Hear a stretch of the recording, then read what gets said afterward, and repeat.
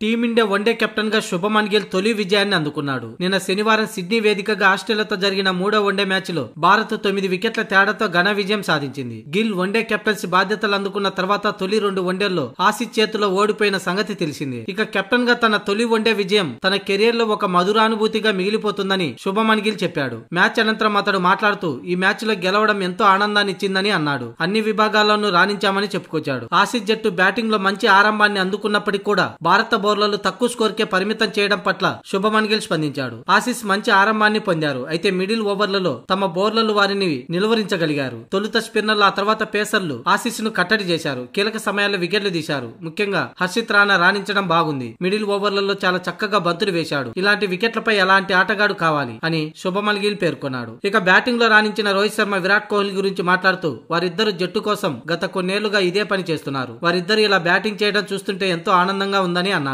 వారిద్దరు మ్యాచ్ ను ముగించిన తీరు బాగుంది. ఇక వన్డే కెప్టెన్ గా తొలి విజయంపై స్పందిస్తూ ఇది ఓ మధురానుభూతిగా మిగిలిపోతుందని అన్నాడు. కాగా 3 వన్డేల సిరీస్ లో భాగంగా తొలి 2 మ్యాచ్ల్లో ఓడిపోయింది భారత్. ఇక క్లీన్ స్వీప్ కాకూడదనుకుంటే 3వ వన్డేలో తప్పక గెలవాల్సిన పరిస్థితి. ఇందులో భాగంగా అటు బౌలింగ్, బ్యాటింగ్ లోనూ టీమిండియా అదరగొట్టింది. ఈ మ్యాచ్ లో హర్షిత్ రాణా 4 వికెట్లు తీసి ఆస్ట్రేలియా బ్యాటింగ్ ఆర్డర్ ను కుప్పకూల్చాడు. ఇక బ్యాటింగ్ లో రోహిత్ శర్మ సెంచరీ, అలాగే విరాట్ కోహ్లీ హాఫ్ సెంచరీతో చెలరేగిపోయారు. మొత్తంగా 3వ వన్డేను వార్ వన్ సైడ్ గా ముగించారు.